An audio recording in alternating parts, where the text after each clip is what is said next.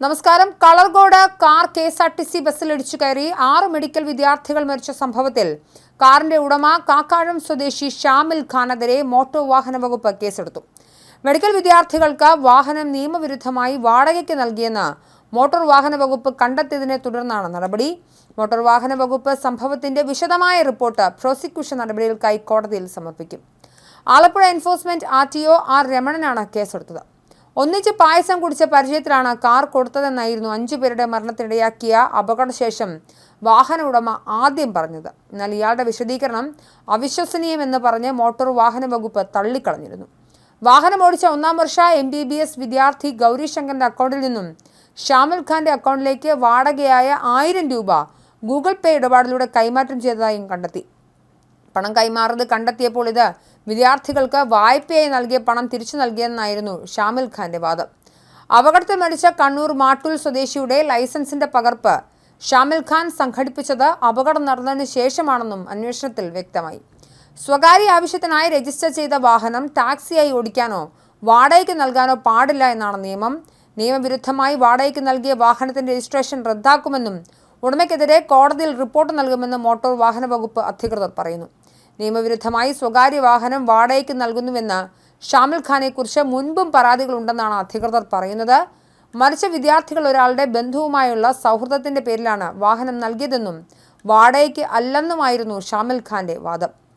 ഷാമിൽ ഖാന്റെ car വാടകയ്ക്കെടുത്ത് cinema കാണാൻ പോകുമ്പോഴായിരുന്നു വിദ്യാർത്ഥികൾ സഞ്ചരിച്ച കാർ അപകടത്തിൽപ്പെട്ടത്. ആലപ്പുഴ മെഡിക്കൽ കോളേജിലെ വിദ്യാർത്ഥികളായ പാലക്കാട് സ്വദേശി ശ്രീദീപ്, ലക്ഷദ്വീപ് സ്വദേശി മുഹമ്മദ് ഇബ്രാഹിം, കണ്ണൂർ സ്വദേശി മുഹമ്മദ് ജബ്ബാർ, ആലപ്പുഴ സ്വദേശി ആയിഷ് ഹാജി, മലപ്പുറം സ്വദേശി ദേവാനന്ദ്, എടത്ത പള്ളിച്ചിറ സ്വദേശി ആൽവിൻ ജോർജ് എന്നിവരാണ് മരിച്ചത്. ഡിസംബർ 2-നായിരുന്നു അപകടം. കാറിൽ 11 പേരാണ് ഉണ്ടായിരുന്നത്. ആലപ്പുഴയിലേക്ക് സിനിമയ്ക്ക് പോവുകയായിരുന്നു യുവാക്കൾ. ഇവർ സഞ്ചരിച്ചിരുന്ന കാർ നിയന്ത്രണം തെറ്റി എതിരെ വന്ന KSRTC സൂപ്പർഫാസ്റ്റ് ബസ്സിലേക്ക് ഇടിച്ചു കയറുകയായിരുന്നു. കാർ വെട്ടിപ്പൊളിച്ചാണ് വിദ്യാർത്ഥികളെ പുറത്ത് എടുത്തത്. കാറിലുണ്ടായിരുന്ന മറ്റ് 6 പേർ ചികിത്സയിൽ തുടരുകയാണ്. ഇത് 2 പേരുടെ നില ഗുരുതരമാണ്. ബസ് യാത്രക്കാരായ 2 സ്ത്രീകളും അപകടത്തിൽ പരിക്കേറ്റ് ചികിത്സയിലുണ്ട്. തുടർന്ന് കാർ വാടകയ്ക്ക് നൽകിയതല്ലെന്ന ഷമീൽ ഖാന്റെ വാദം തെറ്റാണെന്നും പോലീസും മോട്ടോർ വാഹന വകുപ്പും കണ്ടെത്തിയിരുന്നു.